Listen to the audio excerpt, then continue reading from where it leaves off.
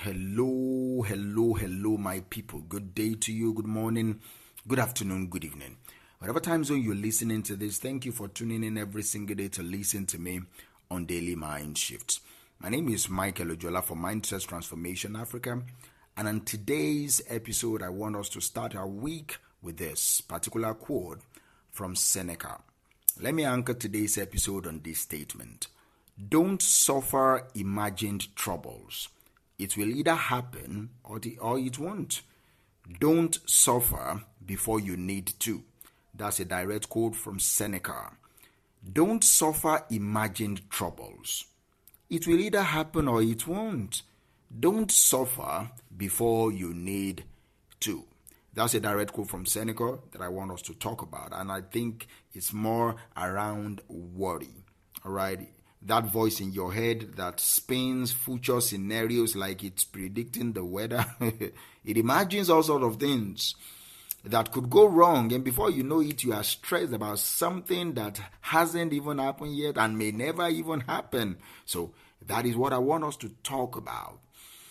Seneca lived over 2,000 years ago. And that is the beauty of Stoicism. It cuts through the noise, the stress, and it delivers timeless truths to us. So we'll break it down, and I will talk about how we can stop suffering from imaginary troubles and start living more freely in the present moment. See, worrying is like paying interest on a debt you don't even owe yet. Let me say that again. Worrying is like paying interest on a debt that you don't even owe yet. Think about that for a moment. How many times have you lost sleep over something that never actually happened? It never actually came to pass. How often do you find yourself preparing for the worst, only to look back and realize that none of your worst case scenarios ever played out? This is it.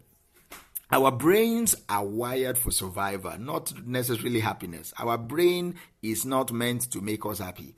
Our brain is meant to keep us alive. Our brains evolved to make us survive, not really to be happy. So in ancient times, that wiring kept us alive. We needed to constantly scan for danger. Imagine what could go wrong to avoid getting eaten by a wild animal. But in today's world, that particular instinct to worry has become a mental habit that often works against us. Instead of protecting us from actual threats, we are overwhelmed by imagined threats. The majority of what we worry about never happens. Even if something does go wrong, it is really as catastrophic as we imagined. Yet, we suffer twice. We first suffer in our mind because we imagine the worst, and then again, if or when the situation actually unfolds, we suffer again. So, my advice to you, like Seneca advised, do not suffer twice. Don't suffer before you need to. There is no point in living through the pain of a future event before it happens. This is it. It might not even happen at all. By worrying excessively, we end up enduring emotional pain, anxiety, and stress over things that are not even real yet. We create this double suffering for ourselves, and it's completely avoidable. It is completely avoidable. Think of all the energy that we waste by living in future fears. Instead of being present in the moment and focused on the task before us, we are constantly distracted by something that might happen next week or happen next year. Do you understand? The irony is, by worrying, we make ourselves less effective in the present, which can actually lead to the outcomes we fear. It's like we are feeding the very thing that we are trying to avoid. The wisdom here is to recognize that we can only deal with what is in front of us right now, in this moment. Everything else is mere speculation. And speculation is not reality. Speculation is not real. Worrying about the future doesn't change it. What changes the future is what we do in the present. Because you're worried about something that is not yet around doesn't mean it will come. And when it comes, it might never be as you imagine it. It might be way less. See, what you can do to change your future is in the present moment that you are right now. So Why do we worry so much about things that haven't happened yet? I think part of it is a lack of trust in ourselves and in life. We don't trust ourselves, we don't trust life. We think that if we can predict the worst, we can somehow prevent the worst. But let me ask you this. When has worrying ever helped you? Just answer sincerely. When has worrying ever helped you? When has imagining the worst case scenario ever made you to feel more prepared or more peaceful? It has never done that. We all know the answer is never now. It has never happened. Worrying doesn't equip you to handle challenges better. No, it just robs you of your peace in the present moment. It robs you of your peace of mind in the present moment. When you get down to it, the present moment is the only reality that we have. Tomorrow never comes. Today is all we have. The moment that we are listening to this is all we have. The future is not here yet. And the past is already gone. So why let your mind live in a time that doesn't exist? You can't control the future, but you can control how you show up for your life every single day, especially today. And the more present you are, the more equipped you will be to handle whatever life throws at you, because you are grounded in the now. That is why Seneca's advice is not about pretending that bad things won't happen. No, it's about realizing that worrying doesn't help you avoid the bad things that might eventually happen. If trouble comes, you will deal with it when it happens. That's the truth. Until then, give yourself permission to just live in the present moment without adding unnecessary burden of imagined troubles to your life.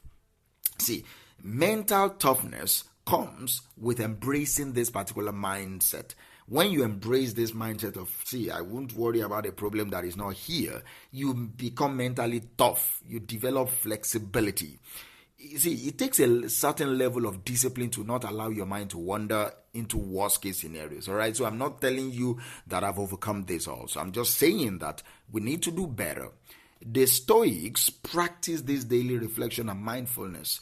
All right, but they also emphasized preparation without obsession. You don't need to obsess over the trouble that you think you are preparing for.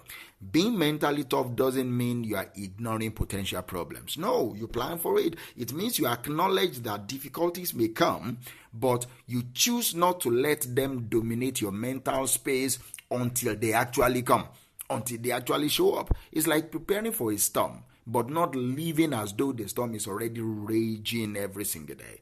Mental flexibility is another important piece of this puzzle. See, you cannot predict the future, but you can train yourself to be flexible, to adapt to whatever comes. This means you let go of the need to control outcomes. Instead of obsessing over what might happen, you cultivate, you develop the ability to respond to whatever does happen to you. You train yourself to be resilient, so you don't break when things don't go according to your plan. I want you to ask yourself this: what am I really afraid of? Sometimes the act of naming your fear takes away its power. By acknowledging that yes, something could go wrong, and then reminding yourself that you've survived hard times before, you shift from a place of worry to a place of readiness. Here's the key: you don't live in the fear. You prepare, you accept the possibility, and then you move forward in the present moment while focused on what is in your immediate control. One of the most liberating things that I believe you can do in life as we wrap up today's episode is let go of the need to control everything. Let go of the imagined troubles. Let go of the worst case scenarios that are holding you hostage in your mind. What happens when you let go of worry? You create space. You create space in your mind for peace, for clarity, for creativity. See, when your mind is no longer consumed by anxiety about what might go wrong, you open yourself up to the possibilities of what could go right. When you let go of the need to predict and to control, you free yourself from the emotional weight of worry. And in that freedom, you find more energy to focus on what truly matters to you, your goals, your relationships, your health, and your overall well-being. This is what I want you to go with today. Control what you can, release what you cannot. Control what you can control, and release what you cannot control. Go into your week and prosper.